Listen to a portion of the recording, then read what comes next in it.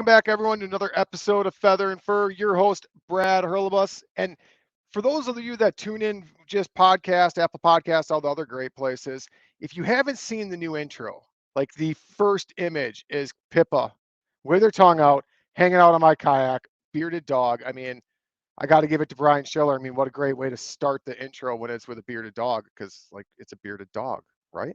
Well, tonight, on that note, we got Captain Matt Murphy on from Texas, fellow kayak hunter, waterfowl hunter, saltwater fisherman. Welcome to the show, Matt. Hey, Brad. Thanks for having me on today. I appreciate being here on well, I won't say what day it is because I don't know when it airs, but I appreciate being on in general.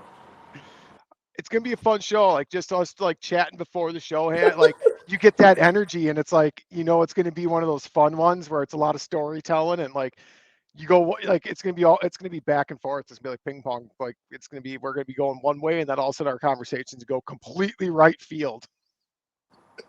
Yeah, I don't. If we have an agenda, there's no agenda now, right? Right. I wish we were recording when we were talking backstage, though. Like we should have went from go right there. That's good. I mean, it's always good when you get that like uniform energy in the beginning. Like it's like you don't have to worry. Like what is this? I just hit my second year. This is the start of my third year now. I'm 2 years in, started my third year. And I remember when I first started, it's like you get that random guest that just they want to be on the podcast, but they don't really know how to come out of their shell and talk. So you really hold the conversation.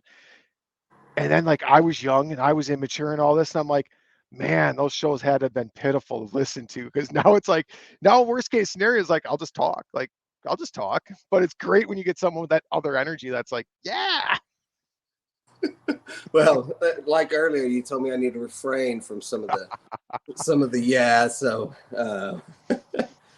we'll try our best, though. We'll try our best. Look, I'm excited, right? I like being on I like teaching, telling, like you said earlier, storytelling, right? It's part of maybe a lost generation where people text and watch videos all day, to where the talk radio podcast world, like, Brad, you need to bring it back. Bring it back. I'm trying, man. I mean, one of the big things, like I exit my show every time with the same saying: keep chasing those traditions, keep chasing that experience. But really, what it all comes down to is like the experience and the traditions, right? And like it's all like those traditions are like those live on through stories and the storytelling and the continuation of doing those activities at deer camp or grouse camp or duck camp or whatever camp you have, or however you do it. Like you cook breakfast the same way, or like you go get donuts from the same bakery, or y'all make a big bowl of chili at night. Like all those silly, like not even silly, but all those small traditions add up to, like, when you look back 10 years, it's like, man, I miss that, especially if it doesn't happen anymore. It's like that's like a big thing, and one of the reasons I really love like the storytelling on my show is like those traditions live on and people can experience them through those stories. Oh yeah, absolutely. It's traditions you want to pass on to your kids. Be like, dang, right. Grandpa's deer chili was I wish I could make it. I'll make something of my own and start your own traditions, but the outdoors, the deer camp feel, just being not inside and seeing the world wake up and seeing the world go to bed and seeing things come alive. As simple as it sounds, is the tradition of heart and heart that I want to share. Right. You got to just show up and be there. If not, you're going to miss it all. So, I mean, there's something super powerful, like sitting in a tree stand, like before the sun comes up, or I prefer like over a marsh, like, or over water, and watching that sun come up and the birds, like you got the birds coming to life and like everything, you can just watch it wake up around you. And there's something really powerful about that. Oh, yeah, absolutely. Absolutely. And that's part of, waking up early is a duck hunter's forte. Right. It's those 2 o'clock in the mornings. It's the, God, my headlight batteries are dead, freaking out. It's the, all those simple things, but the buildup of being out there at 2:45 and what we would consider here in Texas miserable, a blistering cold 40 degrees, you know, um, to see the world wake up, that first little bit of, what do they call it? The magic hour or Mm-hmm. the golden hour. Um, yeah, no, that's my favorite time of the day. So. Agreed. And like you can't miss that. Like you're not if you miss that as a duck hunter, like if like you're way behind the eight ball. Like you're late. Like if you miss like the sun coming up, like you're way late to the party. Like you're the guy that people go and complain about. They're like, this guy came out 30 minutes after opening time and set up 100 yards for me. Like if you're doing that, like you're not like that's not you're not the guy, man. Like you got to get up earlier or go where people aren't then. Yeah, or you had a hell of a night the night before, Right. and it would be a good story. That's true. Just got out of jail. I couldn't get out there any earlier. Absolutely. Well, what are we talking about today, Brad? We're gonna Let's we're, let's we're get gonna into talk it. about yeah. How'd you get into hunting? Like like was it a family thing? I know you mentioned grandpa, so I'm assuming it was passed down. No, it's so. I guess we'll tell the story here. So All right. my family, my mom and dad, ended up moving to Texas from Iowa, right? So my dad was in the Air Okay. Force, moved down here, and his family in Iowa are big hunter everything, right? Let's hang 15, 20 deer in the Morton building if we can, right? We got a 1 week season with a shotgun, which is Sure. completely crazy for me. So by the time I've got of age to where I found or felt or had a calling or the enjoyment or just wanting to experience, my dad had already been there, done that guy. Sure. Right? I've been there, done that. Your age, we're not going hunting or doing fishing or duck hunting or any of that. And Texas is a different place, right? Where we don't have acres and acres of public land. We're 99% private. Sure. So, before I moved to the coast, I lived in San Antonio, and you either had to know somebody that knows somebody that knows somebody that knows somebody, or become friends in some way with somebody that either owns a tank or a pond or a stream Sure. or something to get the opportunity to go out and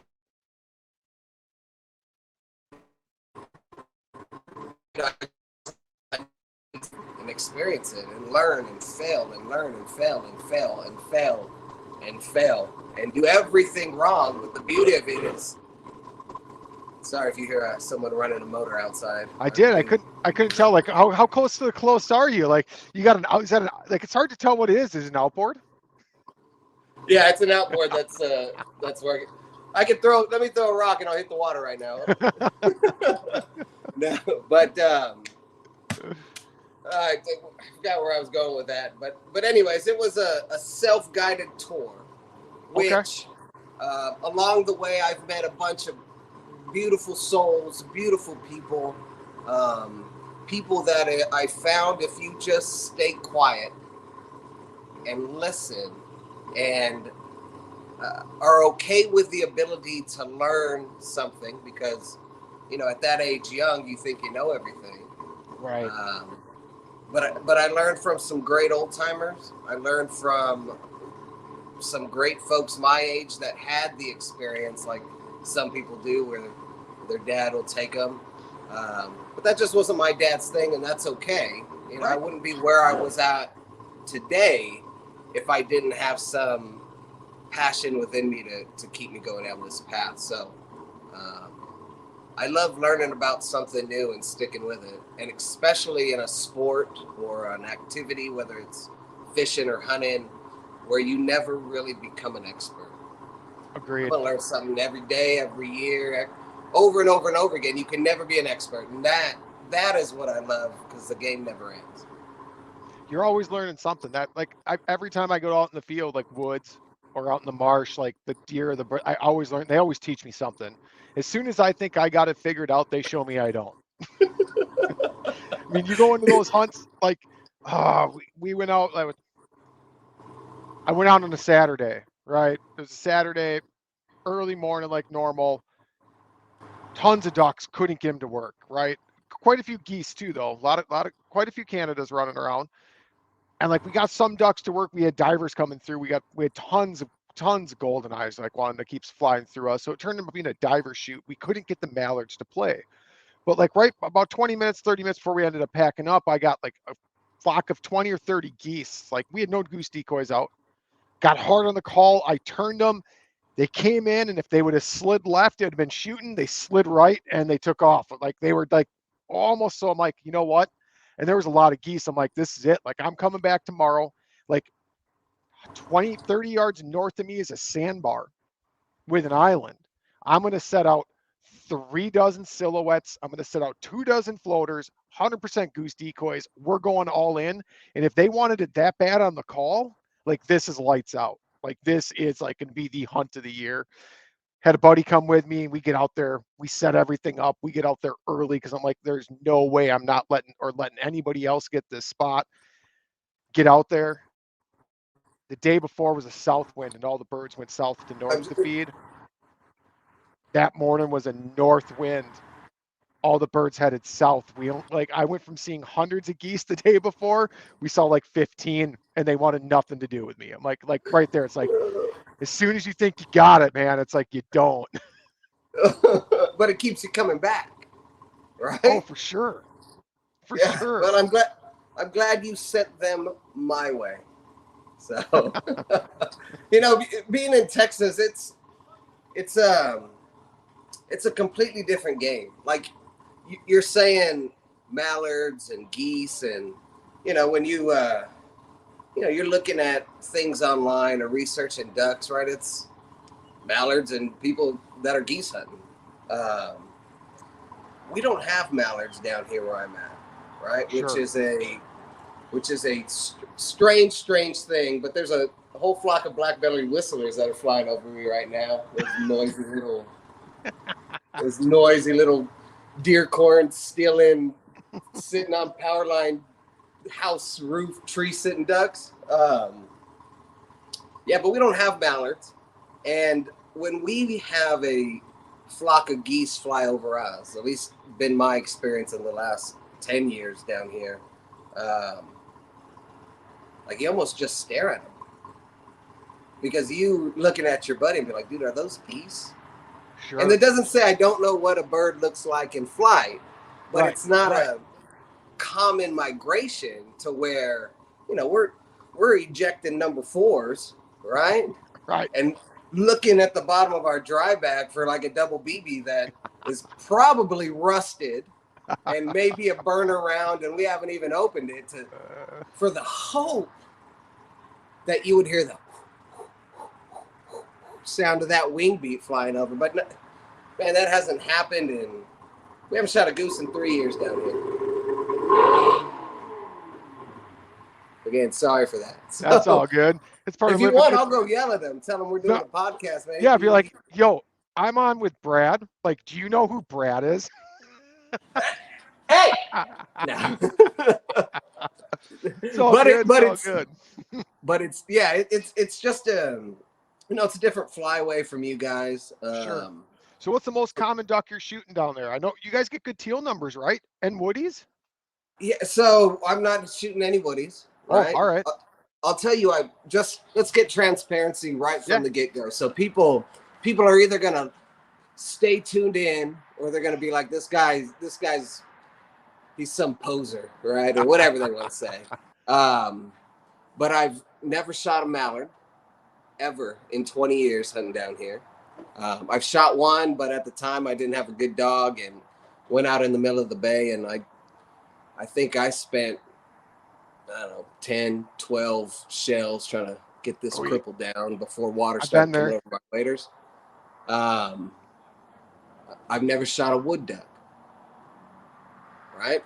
So what we have here kind of shifts from year to year. We've got our regular ducks. We've got teal that even though we got an early teal season, they really don't pick up until November, right? Blue wing, green wing. blue wing, green wing, cinnamon.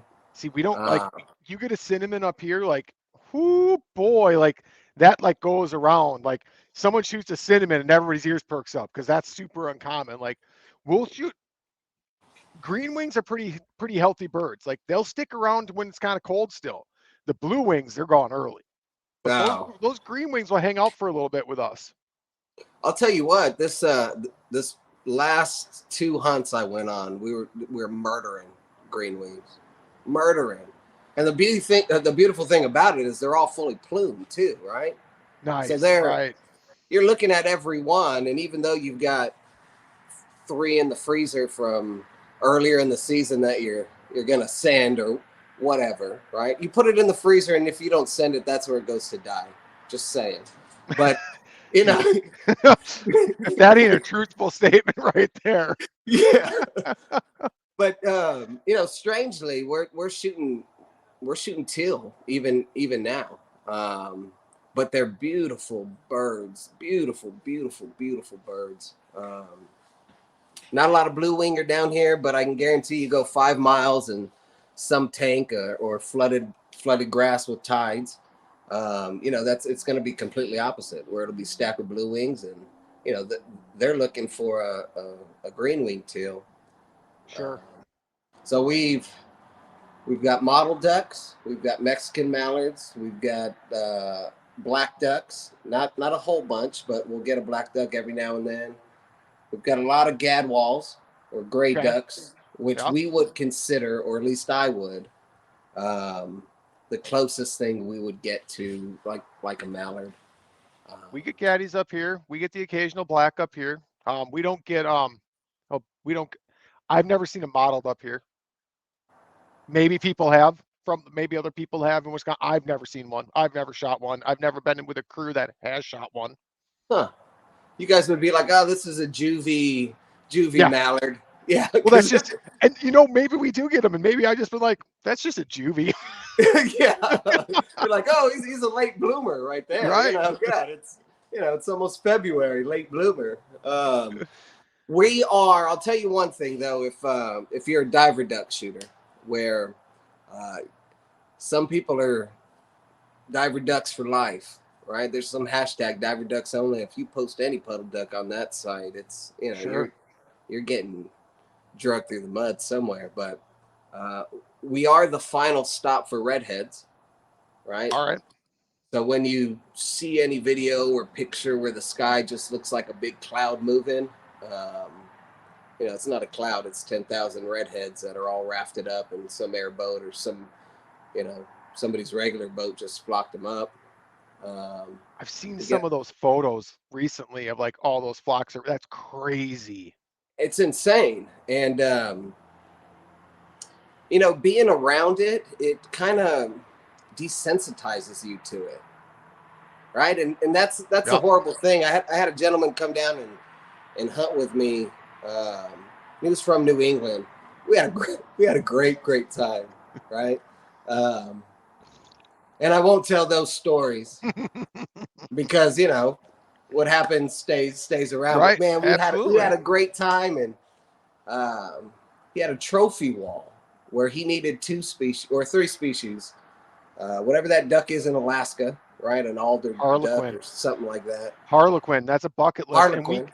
And we get some that come through the Great Lakes. Believe it or not, like you hear about like one every 3 years, maybe someone shoots like a juvenile or immature harlequin out on because we do diver hunting out here, big water layouts on Lake Michigan, and you hear like every 3-ish, 5-ish years someone shoots a harlequin. I think one was shot this year. Like no color, like at all, really. Like they don't look like the pretty clown birds like you see out of Alaska, but someone shoots a juvenile or like they must just get completely lost on a giant west wind.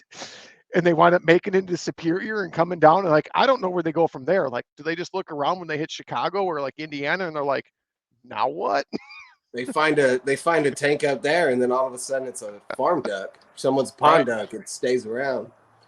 But this guy, he wanted a redhead, and he wanted a fully plumed blue-winged teal, right? Because they don't have them where he's hunting.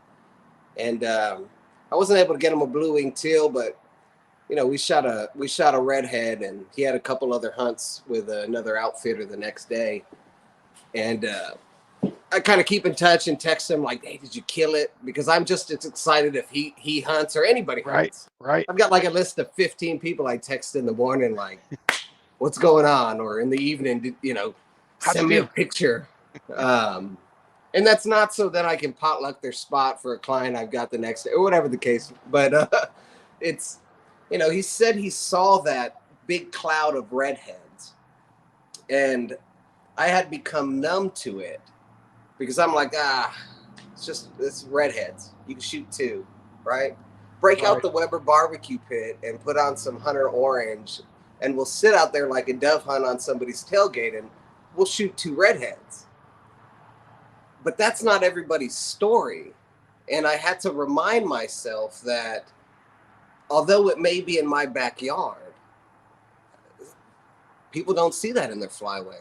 I've just become numb, and I've started it brought back the appreciation for what we have where I live and how blessed and grateful, and some people would say spoiled with what we've got passing through here. So yeah, it took me back a notch from, it's not just a redhead, that's somebody's trophy duck, or somebody's duck that they're chasing to mark off their poster board or finish their wall, or they just love maybe they just love a redhead. Right. Maybe they're a fan of that redhead. I mean, they say they're a little crazier, right? Yeah, exactly. These redhead ducks have no soul. But you'll have to probably edit that out for the family show. Oh no, that's gonna stay. I've got some great ones. Like I'm now from like the end of time where I'm gonna just call a redhead soulless. Like that's now a soulless duck. And like when I had Dave Palmer on, he's on the New Canoe team with me, big kayak hunter out of Canada. Like we were talking because I shot a wood duck the second to last day of the season in Wisconsin. Normally the wood ducks are gone. So it was crazy year for me there. I shot one like right before Thanksgiving, and I'm like, holy cow, I've never shot a wood duck this late. Normally I don't see them after like October or beginning of November. I'm like, this thing's going to the taxidermist. I'm like, I texted my taxidermist. Then a week later, I shoot another one. Now they're both at the taxidermist. But we were talking about that. He's like, oh yeah, those mullet teal. Because they got that big swoop on the back. Because we were calling them rainbow teal because a ton of them unfortunately get shot in our early teal season because we have way more wood ducks than teal. So like it's kind of a running joke, like, oh, rainbow teal, right? Because you can't shoot woodies during teal season. And then he said mullet teal. So now we got mullet teal that was set on the show, and now we've got the soulless redhead. So I mean, we're gonna keep renaming ducks as we go. Yeah, there you go, man. What else have we had lately? We've shot a lot of widgeon, a bunch of pintails, and that I'm a little disappointed because I love how pintails taste, right? You get a big old breast too compared to, and they're beautiful ducks, and they're, to me, a pintail is a true pintail, not a lazy pintail or a pintail super windy day or foggy day, but a true pintail where it'll sit there and watch you and flap and turn its head back and hover to where, getting them to land and getting them to commit or whatever you're out there doing, bird watching or letting them shoot or standing up, or they taste the same if you shot them on the water as you did in the air. I really personally like shooting my one pintail. I was going to ask, how many do you get? Because we only get one here, and I spent an entire season trying to get one, to get a good one. Like I spent an entire season, like every day, like my only goal was a good pintail. I finally got it, but that's all. Like that is a relatively rare bird up here. See, that's crazy. Like but I it's look weird, at because like it's one too. So the federal standard, it's across the board wherever we're at, right? Whether it's you or me. You're Central Flyway. You're Central. Yeah, Central Flyway, but those regulations that Texas Parks and Wildlife funneled down are based on guidance from the feds.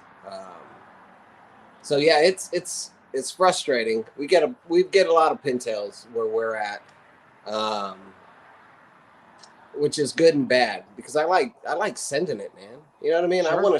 I want shells to be on the floor where I get to break out my $27 magnet wavy stick that, you know, I've got to justify the use of it. Right. I can easily pick them up, but I want to use it, look, you know, be fancy. But yeah, I like shooting pintails, and we normally always have an opportunity to down one at least late in the season. What else we got that I've seen lately? That's kind of it. We got big teal, big gadwall, big widgeon. Pintails is kind of late in the season.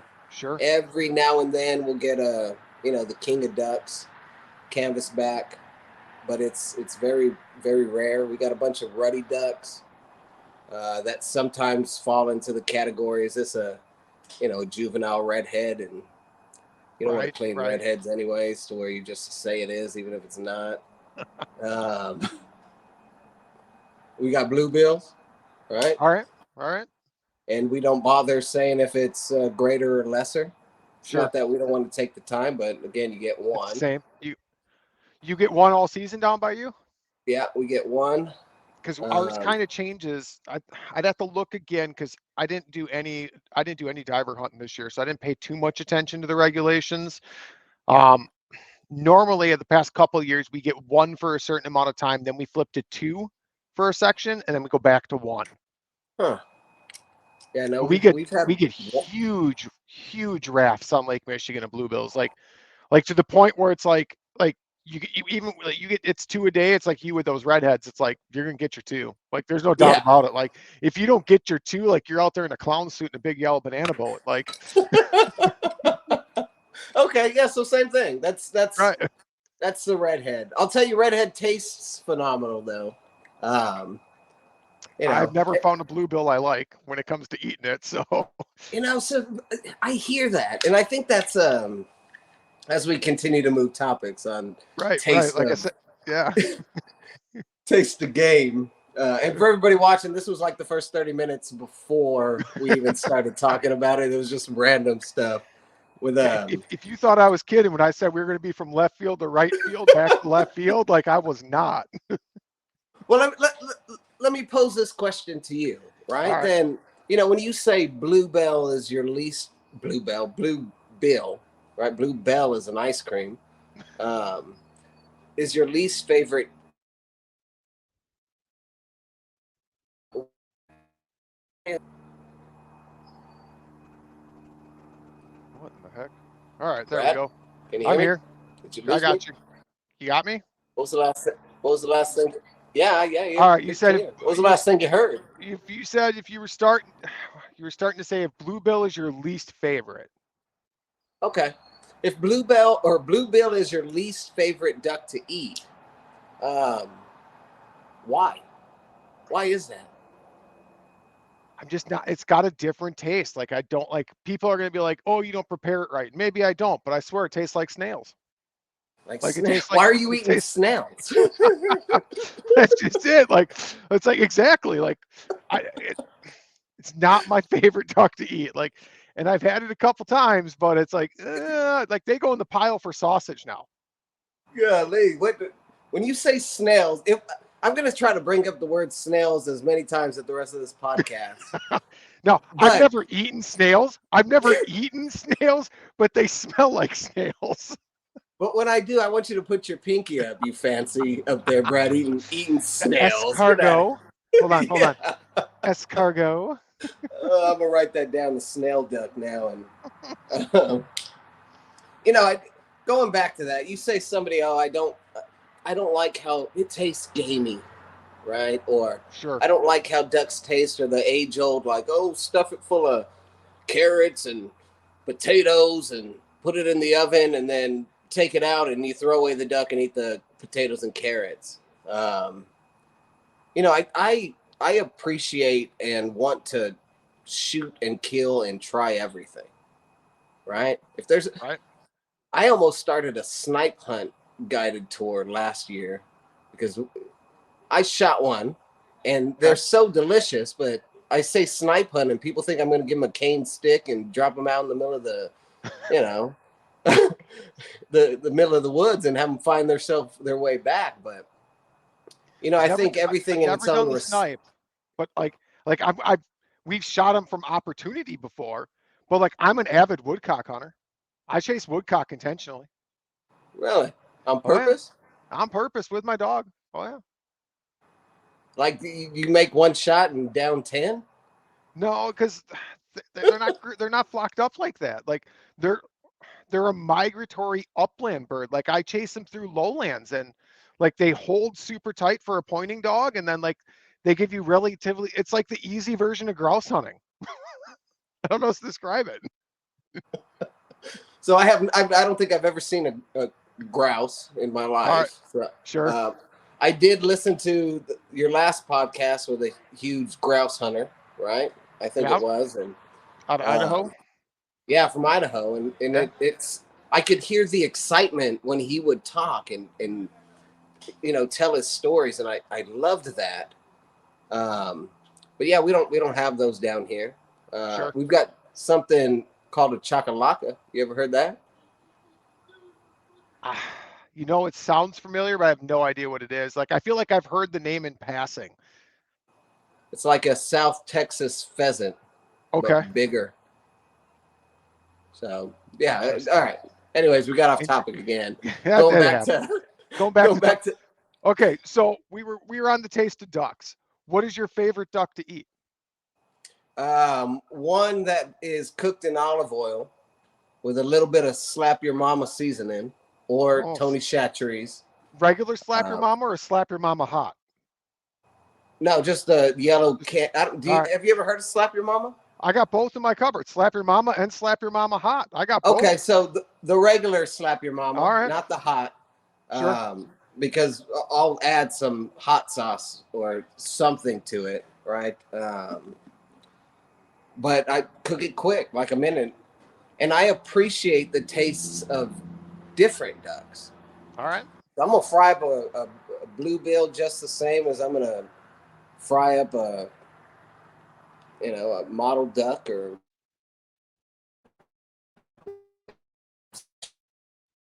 doesn't go into the freezer that I may or may not end up taking to the taxidermist. Um, but I like them all. I really do. I like them all, and I tell myself to appreciate it because there's no turning back once I've started shooting it. Right? Appreciate the taste of snails because I made the decision to pull the trigger, and now I'm gonna use it as a resource to feed myself. Oh, for sure. So, and I don't know if I'm mind, and it's a family show, so I can't say the word that I like. I don't know if I'm messing with my own mind there in some form or fashion. But when I tell myself it's never coming back, I think the enjoyment level of why I'm eating it has a different take to it. So, I get that completely. Completely understand. How do you have slap your mama up in Wisconsin? I got turned on to that by my ex-mother-in-law like 15 or 20 years ago, or whatever that works out to be, 2008 ish, 2009. Huh. So we got slap your mama up Do they here. make a I'm not sure. slap your It's not at mother-in-law it's not at every store. It's not at every store, that's for sure. But we got it. We got it up here though. Oh goodness, yeah, I love that. I've not heard that version though. It's also really good. There's a seasoning down here made by a company called Fiesta that is called Uncle Chris's Gourmet Steak Seasoning. Right? Okay. All right. And it's probably packed full of like MSG and all the stuff that probably will hurt you down the road. Sure. But frying it quick like that too's fine. Making poppers where you're getting a jalapeno, cream cheese, taking a breast, cutting it into threes, wrapping it in a jalapeno is really good too. I don't know. I just like eating that. It's probably the best way to put it. I've made so many, like I enjoy like cooking it like that. I've smoked it before. I've done like chicken parmesan. Like I've done that with duck. I've done duck parmesan where I've pounded it flat and I've breaded it and like done stuff. Like I try to experiment with it. And I always try to have like fun with it. Oh yeah. Have you ever? Let me ask you another question then. All right. Since you get to shoot a bunch of geese, have you ever made sausage? Oh yeah. Tell me about that, Brad. I've done I've done jerky and I've done sausage. I've done both. Like they Is it both any turn out. good? I think it's good. Like you do it right, it's good. I know some people will cut it. I've done like 100. Like so, I've got the stuffer. I do it myself. Like I'll make my own sausage. I do it with deer as well. I make my own deer jerky, my own deer sausage, summer sausage, hot sticks, all of that. So with Mm. goose, I've done hot sticks before, and I've mixed it. And I've used like pork. I've mixed it like with 30% pork to give it some fat, and I've done pure like just pure 100% goose meat. The 100% goose is it's on the drier side. I'll be honest, but it's got a different flavor to it, but it was good. Like it was still good. I liked it. You mix it with some pork and get some fat in there. It was tasty. It was dang tasty. Like there's like no one could say like that was not a good eating snack, Nick. Yeah. Snack stick. Yeah, like that was taste. I mean, my favorite way to cook goose though is if I've got like 3 or 4 of them. Basically, I take a crock pot. I throw all the breasts in there with some apple cider, and I let it cook for like 6 hours till everything gets ridiculously tender. I pull all the meat out. I shred it with forks. I dump the apple cider out or apple juice, whatever you want to use. I throw everything back in there with some barbecue sauce, some onion, and some garlic and mix it all up really good and let it simmer for 3 hours. Time that's done, man, like you can't tell what it is anymore. Like it's just super tender, like barbecue. Like it's way better than a sloppy Joe. I'll tell you that much. Well, sloppy joes come out of a can. Right. And this isn't out of a can. Yeah, no. It's also not ground meat either. Yeah. Hey. Maybe it's because it's the evening and we're both kind of hungry is why we're talking about food now. That could Be. be. That could be. It's but yeah, I But to mean, answer your question, I like eating beef too, right? And if I've got to sure. pick something, I like a good ribeye. If I've got to pick a duck, is I like eating pinto Okay. because of the difference in taste. Sure. So, Whereas like my favorite eating bird is wood duck. Hands down. yeah. See, now I'm on a mission now. I've got to try it. The good thing about in Texas is it's so big, so I can go, I don't know, 3.5 hours to the east, or I can go 9.5 hours, to the north and be hunting in timber or Sure. flooded timber and shoot a mallard, or heading towards Houston and shoot a wood duck. Um, to where the possibilities there, but it's pretty damn convenient to just just just stay on the coast and yeah, just stay where I'm at, and right. we'll down some ducks to where maybe if I have a wall of trophies and I need one, I'll travel. If not, it'll be the talk of the town of shooting something strange like a wood duck in an open bay or Right. in a marsh area. And Right. And that's exactly what it is. I mean, even that late season bird for me, that late season wood duck on the second to last day of our season, like it came through and like I knew it was a woody. I was positive it was a woody and I dropped it. And the guy I was hunting with is like, why'd you just shoot a merganser? I'm like, dude, that was not a common merganser. I'm like, what are you talking about? That was not a sawbill. That was a woody. He goes, there are not woodies around right now. Get out of here. That was a merganser. I'm like, just because it's got a green head, don't make it a merganser with an orange bill. Like, that's not how this works, man. Like, that had way more color. It had white on it. Like, no. No. So, like, it was down hard and we knew right where it was and we had mallards coming in. So we're like, all right, you just sit there for a second, like you stay, because it was late. Like we were breaking ice. Like at that point, my dog's almost 11 now. Like I don't run her and like that late in the year. It's just too hard on her. Like it's just too hard on her. So um we let that one lay and then we dropped some mallards. We went out there and like I drove the boat right across this tiny little river that was only maybe 30 yards wide, 40 yards wide. Like we was like they were like in your face hunting. It was awesome. It was awesome. But if they weren't in your face and you had to like really control your shots, because if they weren't in your face, they're going to be in like shoulder high cattails, and I don't have a dog, so that doesn't work. Like, like you're never going to find it. Anyways, mallards dropped. We go out. He goes to go get the merganser, and he looks at me and goes, "You're right. That was a woody." I'm like, I knew it was a woody. And he brought it back, and like my jaw just dropped. I'm like, and then I'm like, now I'm happy I didn't have a dog because I didn't want a single tooth to touch one of these feathers. Because odds of me shooting a bird this late in the year again like that, like I already knew that's going to the wall. Oh goodness. But it's just funny because he's like, why'd you just shoot a merganser? I'm like, well, merganser. Man, I'll tell you what, when you talk about mergansers, so we have common mergansers quite often, but this year um, we've downed 2 red-breasted mergansers, All right. right? Which I thought that they were beautiful, beautiful. You know, come to the rest of the world is like, oh, those are long darts, blah blah blah. Yep. Like, don't dare post a merganser anywhere online. Aside from if you're in rock. I don't know why they get so much hate.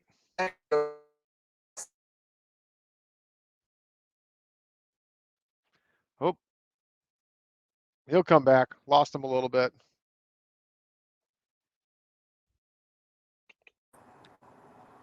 You back? Are you I'm back. We're back. Okay. We're good to go. We're talking lawn darts. That's right. Coming back after commercial break. Talking That's lawn right. darts. Guys, thanks for coming on, Feather and Fur. We're back from our commercial break. I've got guest Brad on talking about lawn darts, America's favorite pastime.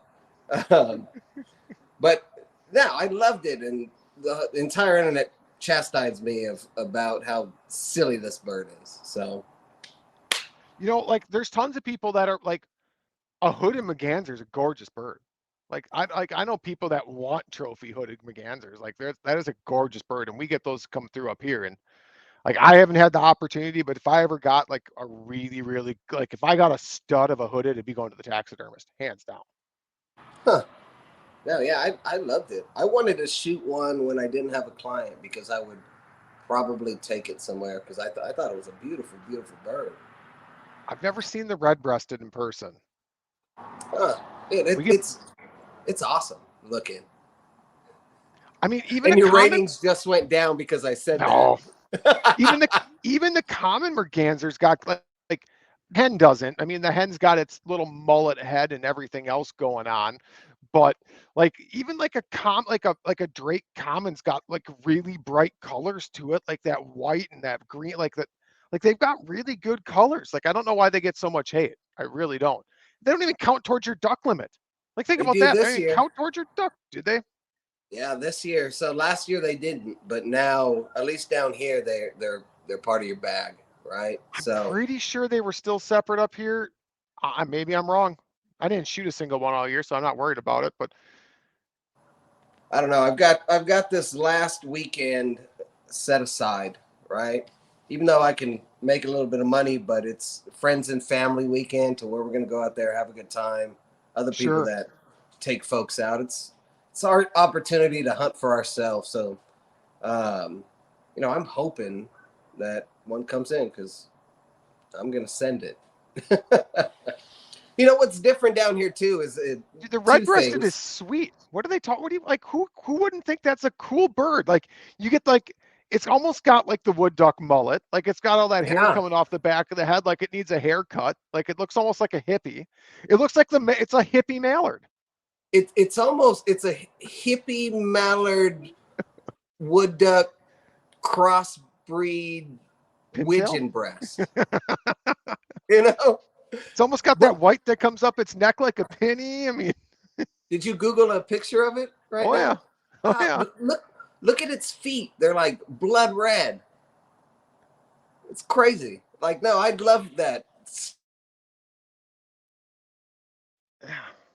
try to find a good picture of this thing here.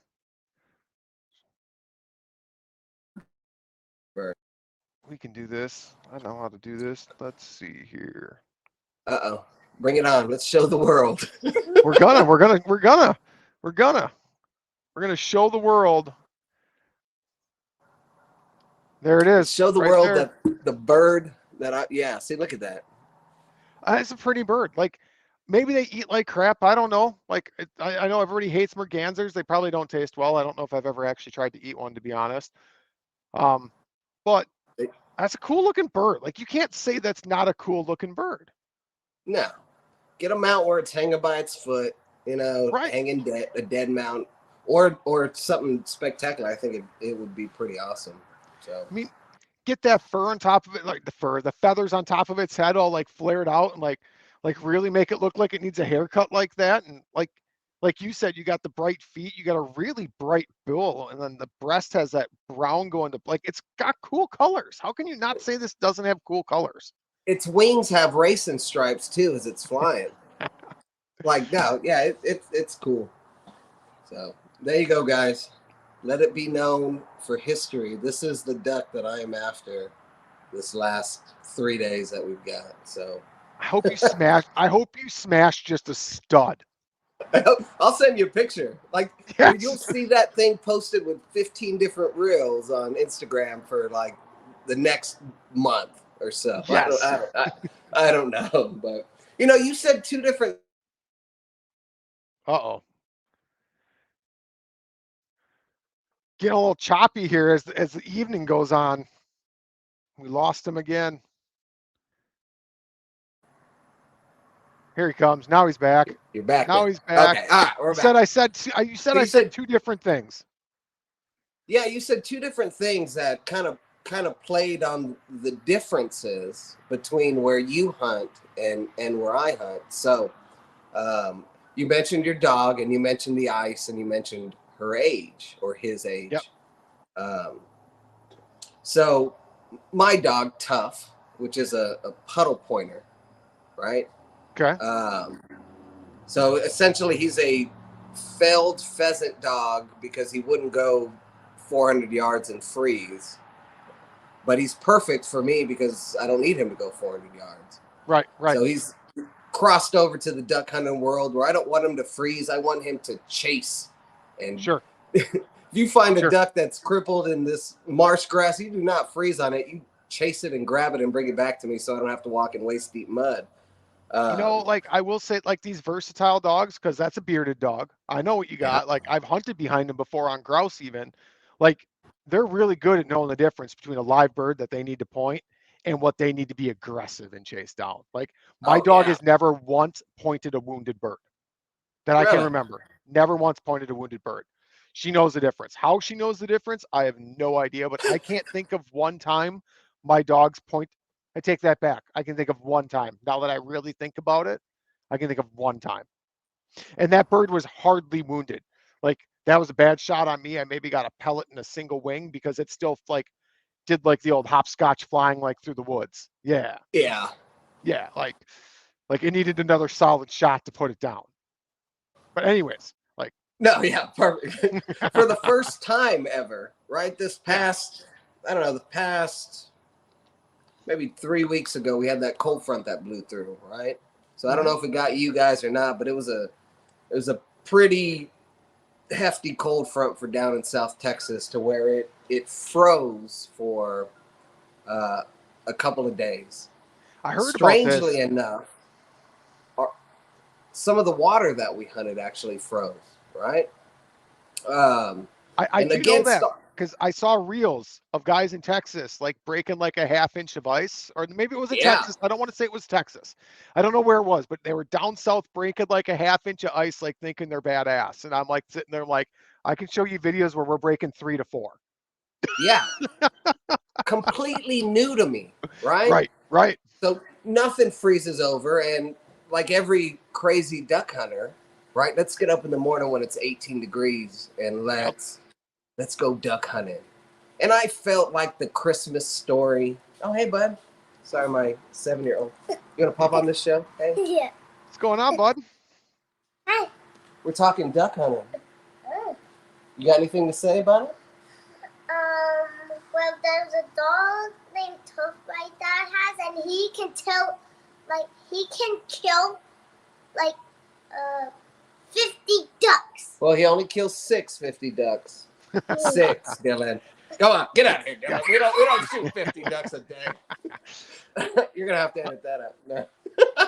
Unless we have 9 people. Yeah, exactly. Well, I only got 6 back, so. I've got 8 extra clients. I bring 8 clients with at a time. I'm a single guide. That's right. I can only legally carry 6 on my boat at a time. But my wife, she came over to the shop and brought me a Sonic. Nice. So I'm gonna put that aside and grab this. Right back to that. Yeah.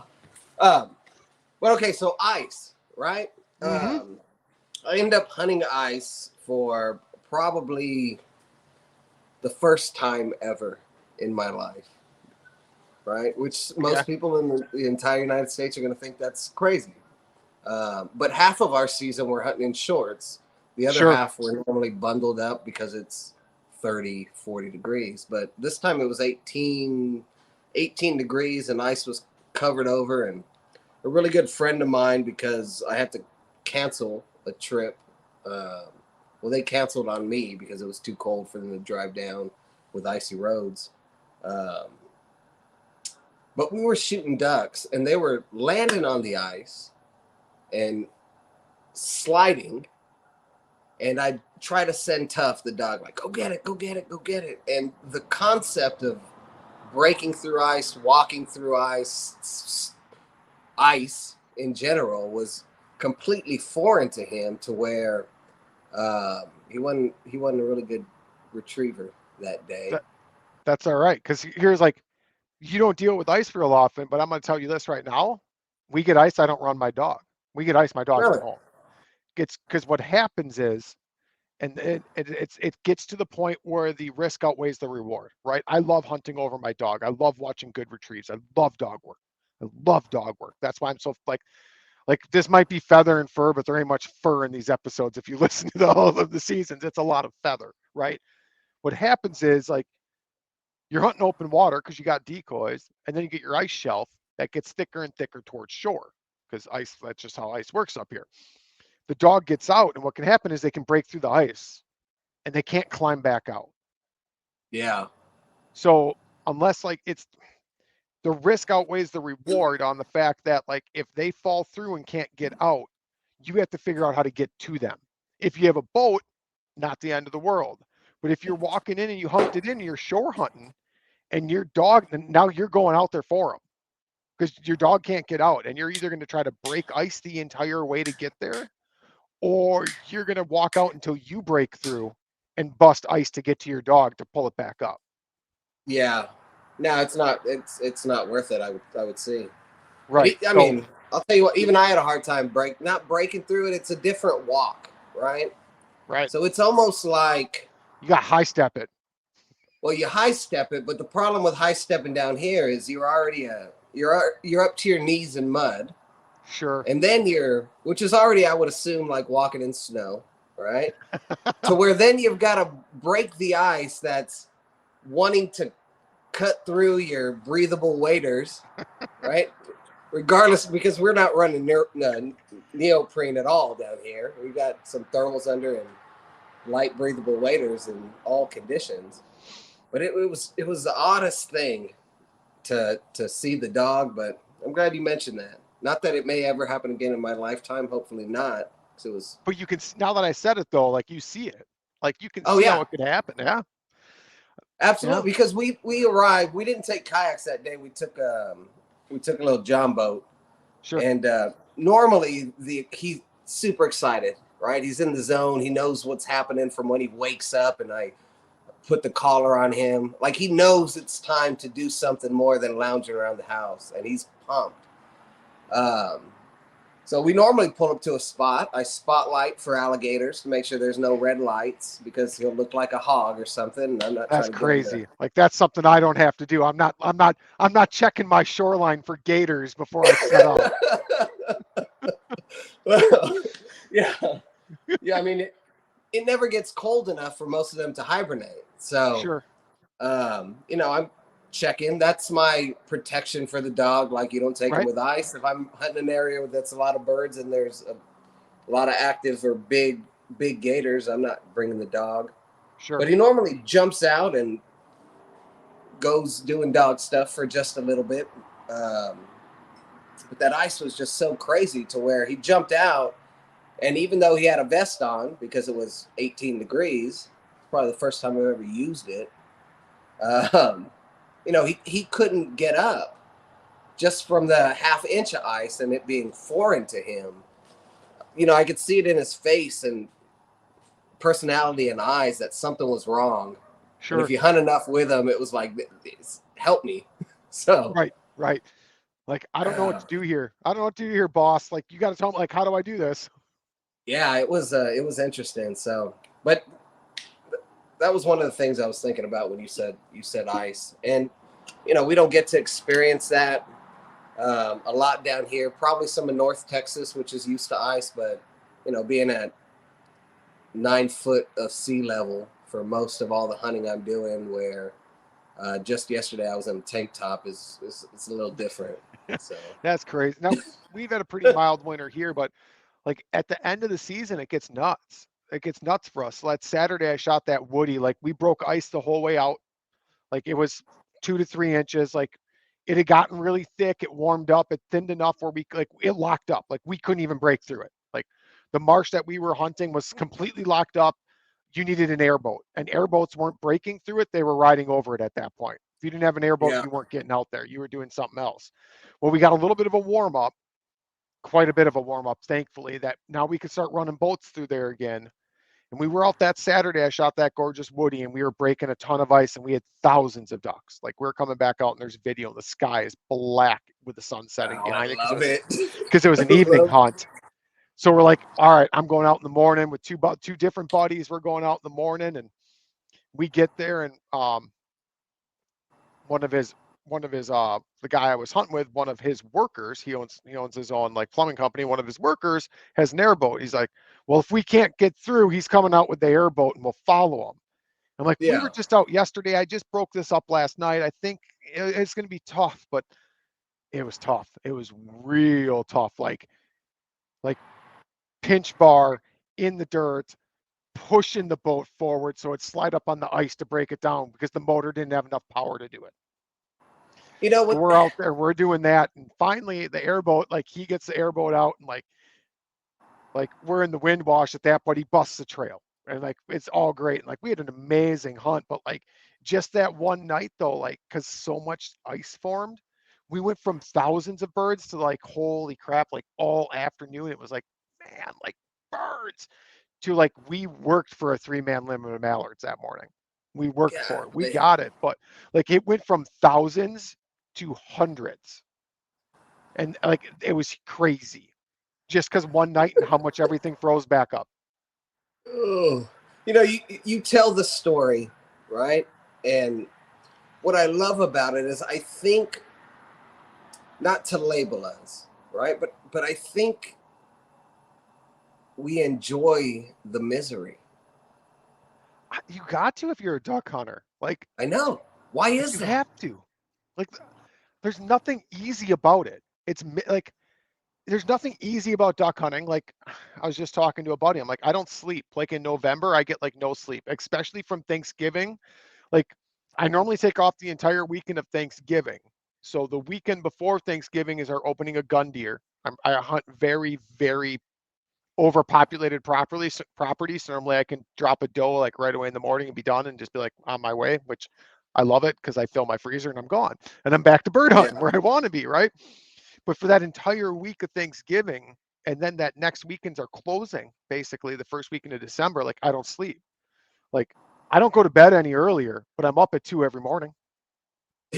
Like so by the time you're done, it's like you need a week to sleep, and picking up decoys in the wind, like there's nothing easy about it. Like it is probably the hardest hunting I do. Yeah. And I love it. You meet true duck hunters that have that obsession or that passion, and the crappier it is, right? The I wouldn't say the better it is, but the better the memory Right. is, Yep. right? And then once it's done and over and the day's gone by, and again, the world sets and the world wakes up.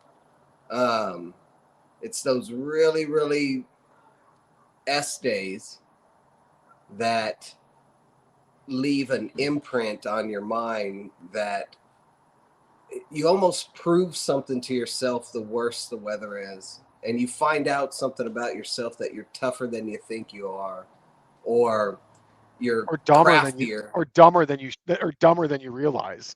Yeah. Like, why am I wearing a hefty trash bag under my water soaked rain jacket? Because whatever I put on it, the Walmart spray ban waterproofing crap didn't work. Right. But you still stay out there and hunt. Like, we're something's wrong with us, man. I'm I telling you. agree. I mean, like even safety. I mean, I hunted one Black Friday where we got back to the boat ramp and there was a quarter to a half inch of ice all the way around the water line of my boat. It was never got above 0 degrees. We were one of 2 boats on the marsh. And I think, and this was like back in like the early 2000s. Like cell phones didn't even work worth a crap back then, to be honest, like not in the marshes. I'm like, and I think now I'm like, if my motor wouldn't have started, I don't know if we would have made it out of there. We'd have been starting a marsh fire just so someone would have noticed we were out there. Yeah, and somebody didn't die. Like, right, exactly. And at that point, like, yeah, we broke ice to get out there, no big deal. The river was open, not a problem. And like we're sitting there and like there's no birds because everything left. And like we go to pick up and like all of a sudden we realize like our decoys are frozen and they're no longer floating. And like we're beating them out with an oar. There's so much ice. I'm like, uh-oh. So we're beating out these decoys and we're like, all right, let's get out of here. And we're going and like I can't get the boat on plane.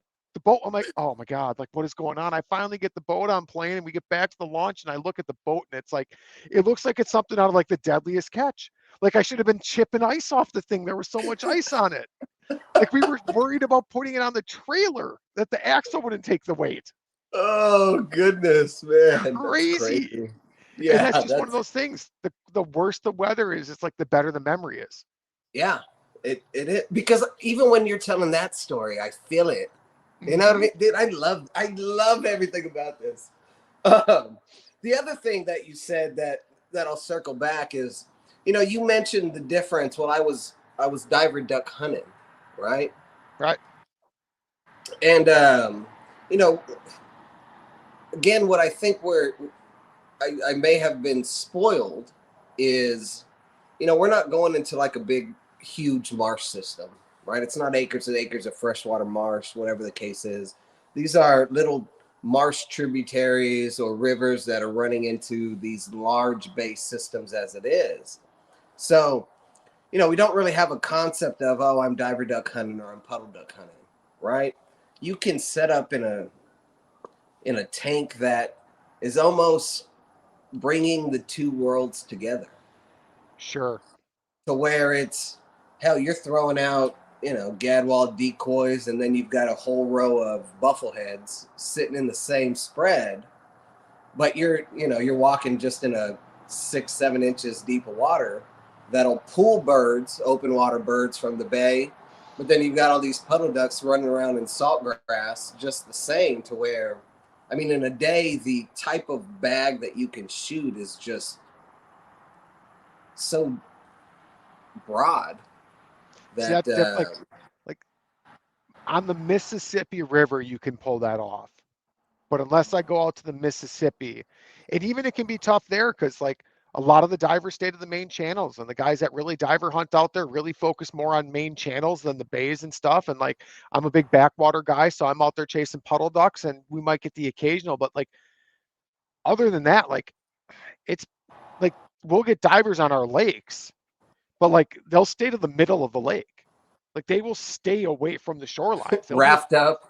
Yeah, exactly. Like, and it's very hard to pull them from the middle of the lake. Whereas like we'll get puddle ducks that work the marsh edges without a problem. So like I'll occasionally throw half a dozen divers or something if I want like I'll maybe throw some like redheads or some canvasbacks or some blue. Like if I want some pop in my spread, like if I feel like I need some white. Like I don't try to throw too much white because seagulls around here will like cover you up like and like crap all over you. like if like yeah, that's a different story. But Whoa, whoa, like whoa, whoa, I whoa! Now like tell that story. I've never like they will like you put white in your spread around here, the seagulls will not leave you alone, legitimately. And like we might have 2-to-1 seagulls to ducks and geese. Like the amount of seagulls we have is ridiculous. Like we got nothing but gulls at times, I swear. Like you'll be looking and like you'll just see like flock after bird, and it's like gull, gull, V'd wings, V'd wings, V'd wings, gull, gull, gull. Oh look, finally a single goose. See, So I don't throw white. Like it's unless if it's that situation where maybe like they're still really standing lily pads or something like that makes it so my puddle ducks don't necessarily stand out. And then I'll put some white. I'll put on like the edge, like I'll throw like half a dozen divers. I'm back. You disappeared on Lost me there you. for a minute. Lost you. No, I'm back. I'm back. All right, true. I'm We back. found you. You were lost. Now you're Yeah. found. Well, we the behind the scenes, we know what happened here. So Right. the world may not. Um, Honestly, these little cut-ins out, I'm just letting them fly. It's fine.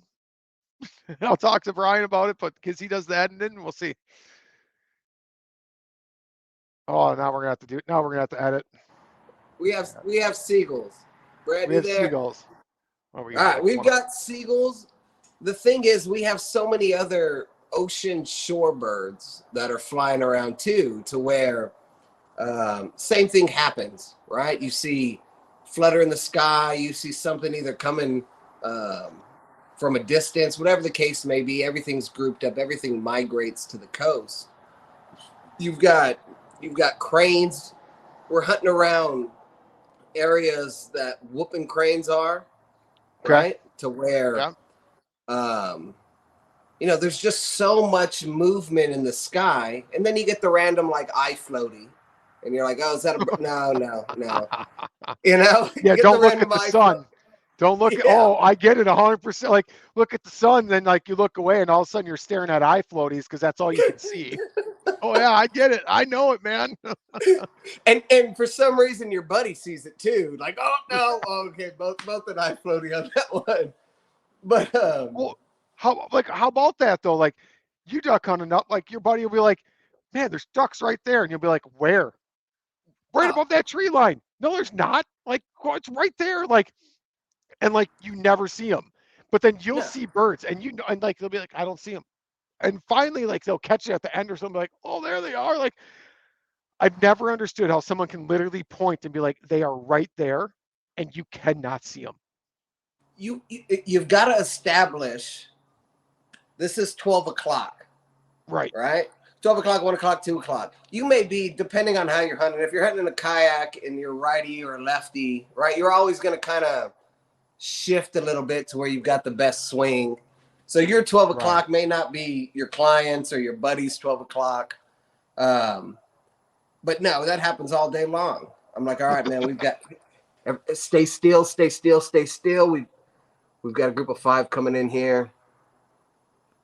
Where are they at? Don't move. Don't move. Where are they? 11 o'clock. 11, and then they're like, and I'm like, hey, that's not even 11 o'clock. Where are you looking? But no, it's perfect, and I'm glad to hear it. It happens all across the U.S. It does. I'm glad you guys got eye floaties up in Wisconsin, just like I do down here. I do, for sure, for sure. Or like you get those weird bluebill days where like you're just looking at the horizon and you see nothing, and then all of a sudden you got 4 locked up and committed 40 yards away, and like because you see the movement, you turn, and all of a sudden they're like, oh, and they flare, and it's like, what just happened here? Like, how didn't I see you coming from hundreds of yards away? Like, where did you come from? Like, did you come from 30,000 feet up straight down? Yeah. Or what's even worse is when that happens and you catch them as they've buzzed your decoys, or you hear the over the top of you, and then your dog just looks at you. where it's a level of disappointment that unless you've hunted with a dog you've become close to, like you know what that look is. Like, why didn't you shoot? Right. You missed it. That's Yeah. see, it's funny though. Like at times like that, that's when I look back at my dog and be like, "Why didn't you perk up your ears? You heard him way before I did." Like you're supposed to be my like alert dog, like where it's like, "Oh, I hear wings." Like where were you? And You then can for the give me next that look 30 if I minutes, miss. every time the dog moves his head, you're like Yep. watching which direction it's at. Oh God, that's You, fun.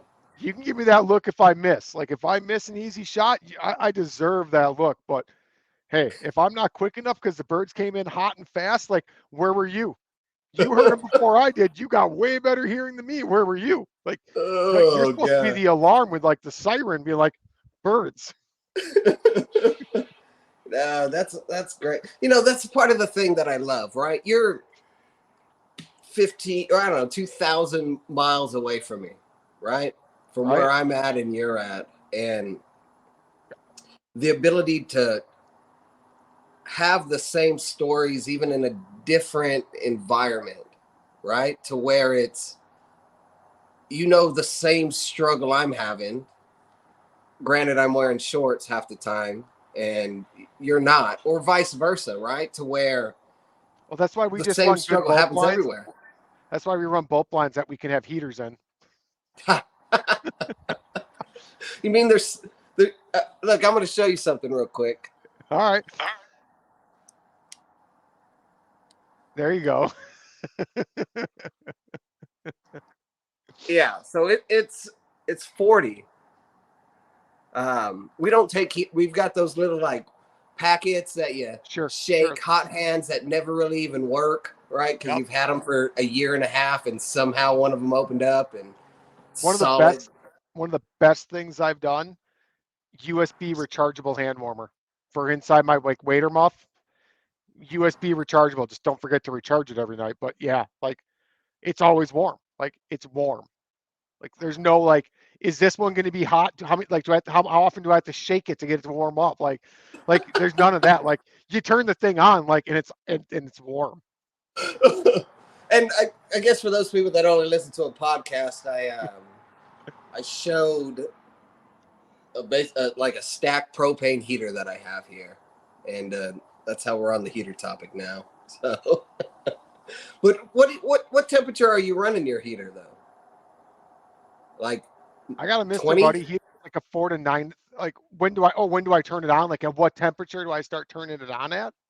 Yeah. Under 20 normally. 20 is still pretty comfortable. And honestly, I don't wear gloves. Like wearing gloves when calling doesn't work. I have never found a pair of gloves that doesn't change the tone of a call. Duck call, especially a goose call. So I don't wear gloves. So a lot of times, like when my hands get cold, I'll turn that heater on. I'll just hold my hands in front of it to like warm my hands up so my hands can still function. Yeah. Otherwise, You I have know, like a it's Milwaukee heated sweatshirt. That thing comes in key too. Like you start to get cold, you just turn the heat on and like you warm yourself up. snails. What do you got? You gotta be Electric. comfortable though. Like you gotta be comfortable.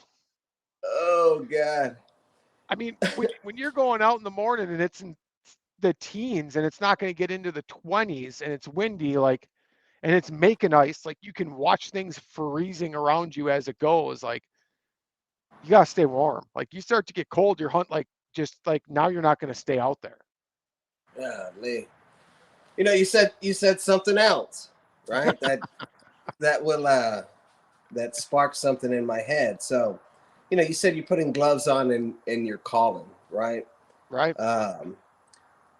Growing up and learning, pretty much nobody in my early 20s or you know, basically all the way through 20s, my hunting partners were always older gentlemen, right? And one thing down here that is probably different from where you're at is we don't call very often at all. Sure. You don't Um, have mallards. Like the main duck I call, oh, I take that back. I call it teal. I call it pigeon or widgeon, pintail. Like I got a whistle. I'll call it pintail. yeah, but for the most part, no calls at all. Really? The more you call, the less bird. Like if I'm hunting an area that's got a hundred, I don't know, 200 yards away, right? And it's either I'm downwind from them or it's a calm morning where everything's busting off the water and sound just travels. Like I'm so glad they're calling because all the birds down here have been called from since Canada, Sure. all the way down here to where they may have watched Duck Dynasty and went to the whatever store and paid $50 to $100 to buy a call, and it pushes birds away from people that are making noise.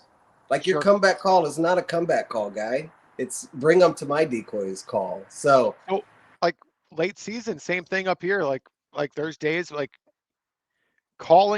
is determined by how the birds work here, if that makes sense. Like that, I've got days where the birds want you to stay hard on a call the entire time, like they're on a string. Like you shut up, they leave. Like, but I've got other days like you give them a couple quacks or a feeding chuckle, and they're like gone. Like we're gone. Like we yeah, don't want any like. So I really let the birds determine that. But I'm not surprised. Like you're right, they've been called that from Canada, Wisconsin, Illinois, Iowa, like all the way down. Like they've heard every yeah. single call, every single pattern, every single chuckle. Like there is nothing new you're throwing at them ducks by the time they get to you. Good, bad, and ugly, right? Right, right. So yeah, And if and they've lived through the good, you've got to be great then. yeah, to where I'm not a caller.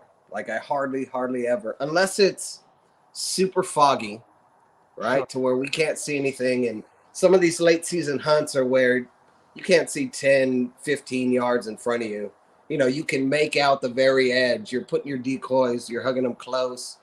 And these birds show up and commit or don't, or buzz, and you're missing a bunch of them because you can't see them. But, the noise will help in that area, but you're blind calling. You don't know what's dropping in. You're just making Right, a little noise. right. So Some whistles here and there, or part two of the stare of death, just like the dog. If you miss, there's nothing worse with sitting with a group of old timers and you're a young kid and you're trying to call off of a call. It's like, shut up. That stare of death is even worse. I might have given someone that stare at death a time or two, and now when they come in my boat, they don't even bring their calls with. Yeah. It's what don't call, and we're gonna hunt over a black painted milk jug on a lead weight. And there's been days like that where sometimes I think the hunting industry has transformed, like how I feel, in my personal opinion, how some of the fishing industry has turned, right? Some of the products that are out there are not to catch fish, Right. they're to catch fishermen. Some of the products out there for duck hunting aren't to catch ducks, they're to catch duck hunters. And, you look back through the ages where, or if you're pictures or you read stories or you're into that, their attire is I'm throwing a Carhartt on and I'm going out in jeans and I'm putting hip waders on. And I'm sitting out there in something that nowadays would be considered a distraction, and there'd be no way ducks would fly in if you've Right. got a solid pattern without rough of grass and covered up to your head, and you better damn put your gloves on because they're going to see your white hands Sure. or whatever, right? Right. And I Right. think half of that is fun because it builds energy, it builds excitement. It's the lead up to the hunt. You're sitting in your garage, you're getting stuff ready, things are camo. That may be your favorite shirt, whatever.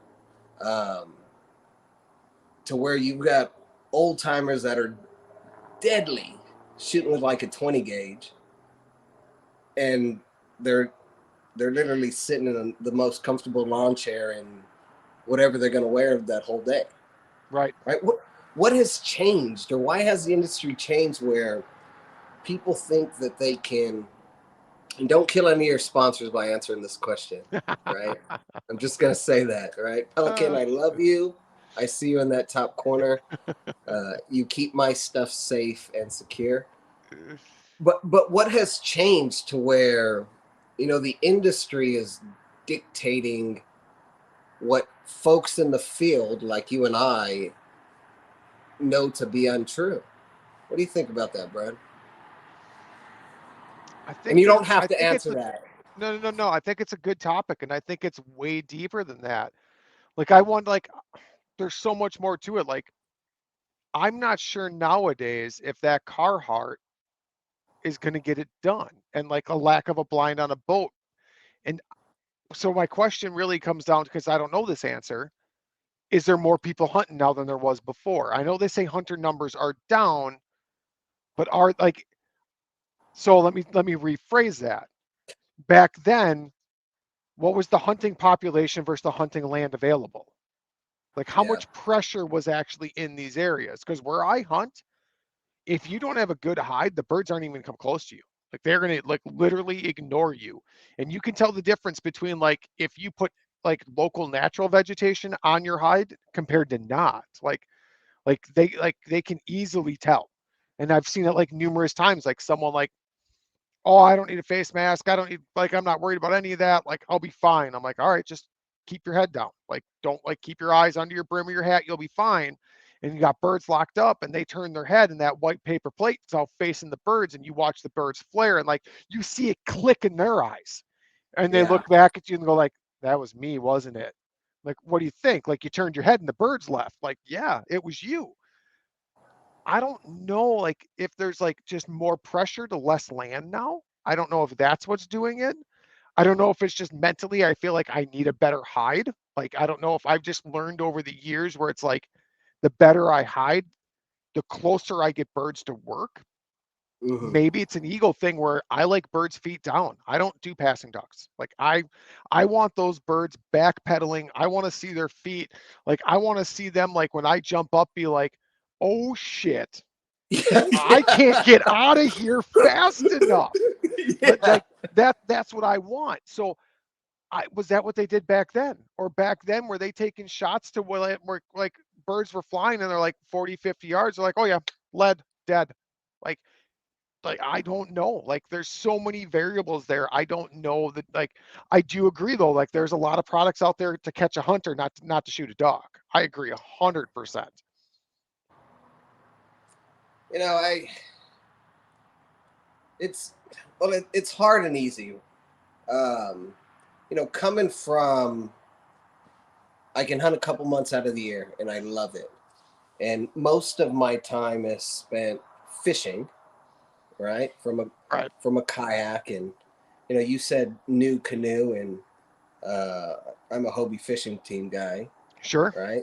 Yeah. And where some of the expectations they have for us are dependent on that people can buy their way to success Agreed. by spending money, right? You want to be successful like whoever you're whoever you're watching on YouTube, whoever's podcast you're watching, whoever you're watching Steve Rennell, and you damn well better buy some Sitka and that little thing that holds your binoculars, because that's where the success comes from. And you supplement time, skill, being out there in a for dollars, Right. right? You And try to buy your way in. And I've done it oh yeah, before. I've done it yeah, before. we Like, all and have. right. I mean, it's you get sucked into that. I mean, there are times where I can justify spending more money. Like some gear, like I'm not a big Sitka guy. I have a hat. That's the only piece of Sitka I own. Like if you like, I know guys that love it. I've got no problem with it. But like I have found that higher end clothing normally keeps me warmer and drier with less bulk. Like I learned that from hiking, from backpacking, from canoe Mm-hmm. camping and kayak camping, that those Buy once, cry once. performance apparel, let's call it performance apparel, right? Exactly.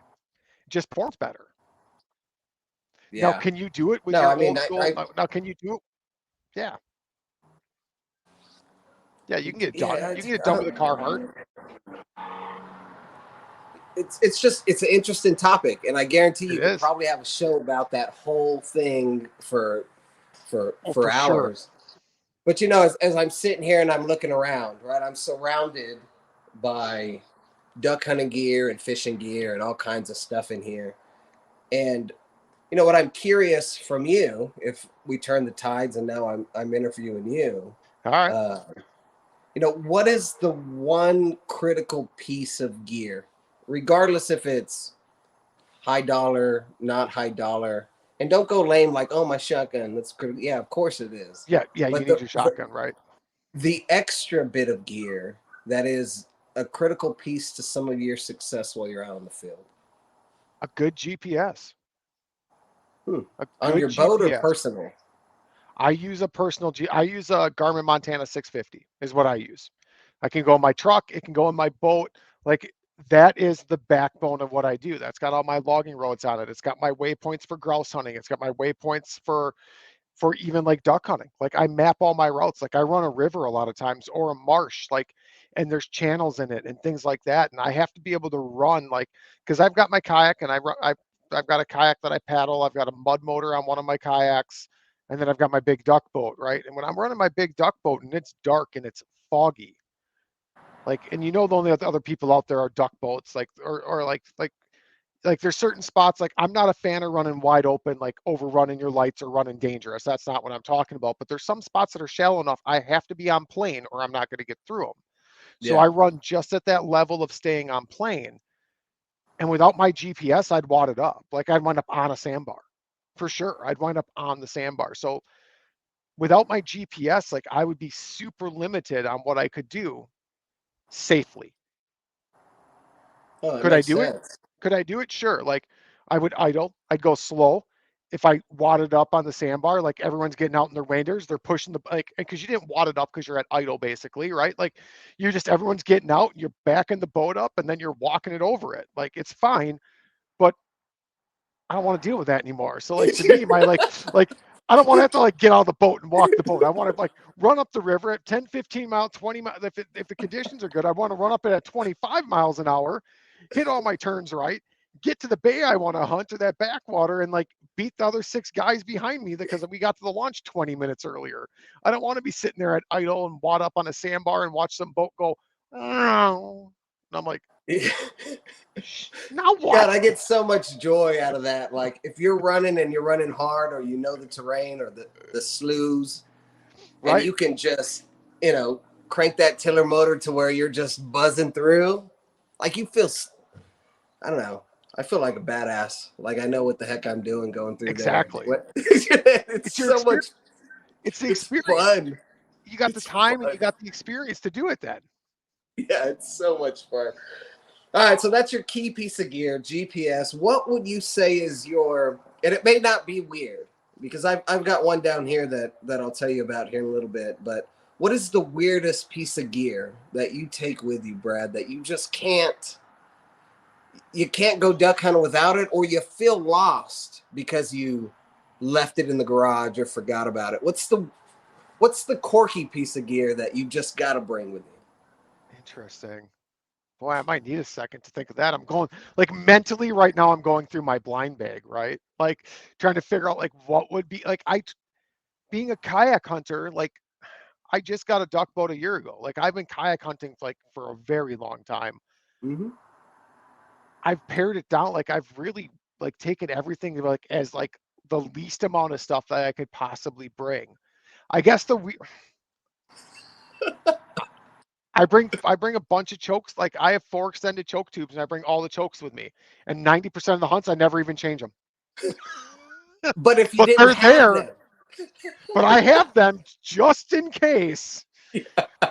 Just in case my skeet choke that patterns the best, like because I know that just in case I'm like, oh, we need to open it up a little bit. Now I will say on that one weird river hunt, like that was super close, I did open it up a bit, but like I always bring them. Do I need them? Probably not. Or and like if you because like that's where it's like the confidence thing, right? Like if I'm missing birds for some reason that day, the first thing is, oh, I need a better choke. I need a tighter choke. I need a looser choke. And it's not the choke. It's not the gun. It's not the shell. It's the Indian, not the arrow. Like, let's be realistic here.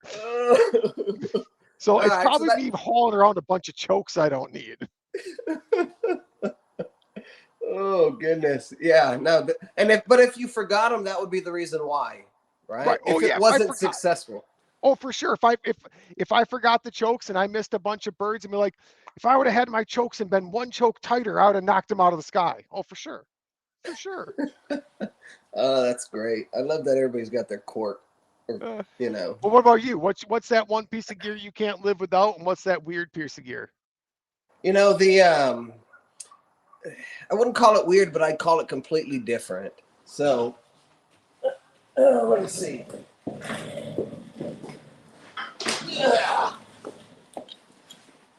I'll tell you what's going to be different, and then everybody from Oklahoma up will be like, no. So every duck hunt I've got to take for me, and whether it's a client or not, is All right. Bug spray. and you know, mosquito spray. Sure. Because like, yeah, it's winter, right? It's Right. about to be February, but the weather changes so quick here. And I'll say quick in the aspect of the sun's always shining somewhere in Texas. It doesn't matter, right? It's always sunny somewhere. And we'll go from, I don't know, maybe 50 in the morning to 75, 80 in the afternoon. And these mosquitoes, I don't know if you heard that. My Yep. may have buzzed or Nope. became a duck call for a buddy texting. um, you know, the mosquitoes, they're bad. So Sure. I heard you talking about last time or your last podcast about ticks and, Oh yeah. you know, deer ticks, and do you worry about them? Do you not worry about them? And I don't worry about any of that kind of stuff, right? Either for my dog too, like some of you guys were talking, which I found really, really interesting and different. We have ticks, but we don't have that problem. The problem is we have pterodactyl mosquitoes Sure. that somehow find the middle split of the bottom of your eye, even if you're covered up, to where it's, I don't know, they're deadly down here, man. I mean, we get skeeters up here, don't get, but I mean, normally it gets cold enough. Like we only have to deal with them in early season. Like after early season, we get a couple frosts. Yeah, That's all done. but that's all year. It's like 40, and somehow they creep out of some 100-year-old marsh mud that's never been stepped on, right? That someone in some frou-frou snail-eating city would pay good money to have that rubbed on their face for some type of mask. But you step in something and the tide goes out, then all of a sudden you've got 1,000 mosquito larvae that somehow hatch in 35 minutes and just want to destroy your life. And you're grabbing decoys as fast as you can and grabbing a flamethrower and trying to like burn it all down and get out of there. You're doing something like it's Thermacell, DEET, and you know we've got a cologne down here in Rockport, which is kind of like a mixture between Repel, Off, and just a little dab of Skin So Soft to make your wife happy. You know what I mean? It's got a mosquito repelling property of some sort. Who knows? But you literally see that's gonna be your weird piece of gear coming up. You need like one of those big mosquito smokers. Yeah, you can just smoke like it's gonna look like fog on the water to the ducks, but really it's just chemicals. That's just like hovering around you, like to keep the mosquitoes at bay. Yeah, no, that would be my weird piece of gear. I don't think you can fog down here though. I think that would get into the water system, and you'd have Department of Interior coming down pretty quick on you. It's just smoke on the water. It's just smoke. That's right. That's fog. That's what happens at the coast. Yeah. You know, I think what's the harder question for me, and is that necessary piece of gear, right? Sure. I worked backwards when it came to kayak fishing, and I've been kayak fishing for over 20 years, or kayak hunting for the same amount of time. But instead of progressing from like bank fishing, pier fishing, I want to get a little farther, or hunting or walk-in spots. I'd buy a kayak so I can go. Sure. I started with boat, Okay. and then moved down to smaller boat, to John boat, to kayak, to where probably over the last 10 years, a minimalistic approach of just taking what you need it's kind of been my thing. So I don't know, man. That's gonna have to be for part 2, All right. probably. We're gonna have If to I'm do a ever. part 2 because I mean we're at a little over an hour and a half, so we probably should start to wrap it up a little bit here. Oh We're man, we're I'm gonna so have to it just it just happens. I get it. Like it's not the first time. That's where like when we first started talking, like in the backstage, I'm like, if it goes 40 minutes, if it goes an hour and 20 minutes, like it's good either way. And I knew this one was going to go long. I knew it from the start. It's going to be a 3 commercial episode. Good. Hey, well, that's better for sponsors and stuff. Exactly. What's funny though is we probably could sit here and pick a random topic or a random instance in the life of, right, ... and continuously go for a long time. Like, what do And you that's like about your new canoe? Well, what do you right. like about your Hobie? What do you Oh like? yeah. Pick the topic. What makes you run the kayak instead of running the duck boat? Or how Sure. often do you take your 21-foot? Like, man, this could probably go on forever. So, Brad, you Absolutely. do your thing. If we got to end it, let's do it. Oh yeah. We're going to start to wrap it up a little bit, but I want to give you a few minutes here to shout out any sponsors you have, fishing sponsors, any hunting companies you work with, your service. I know you're talking clients, so I know, and you're Captain Matt Murphy, so obviously you're guiding. So make sure you put all that out there, social media, and all of that. I will link in the show description as well, so people can easily find it. But definitely want to make sure everybody can find you.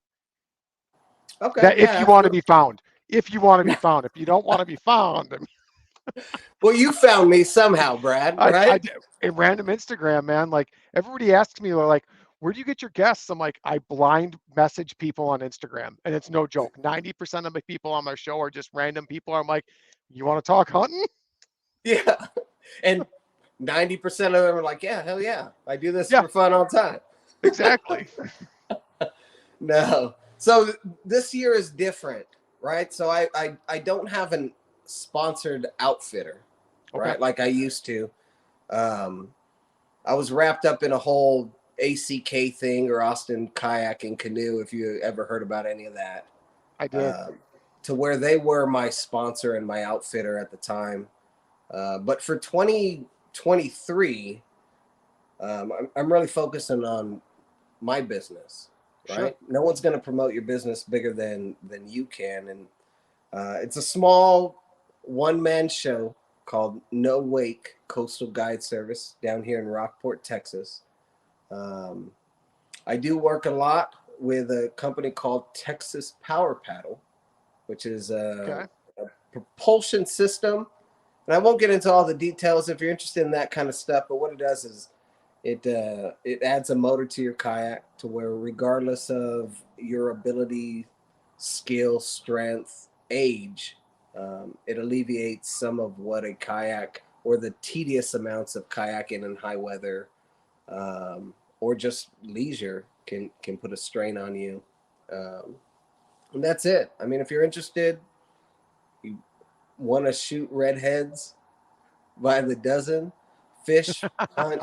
That's really my thing. You can find me at yourkayakguide.com, or give us a call. Find me on Instagram at kayak waterfowler, or on Facebook you can find me at Captain Matt Murphy.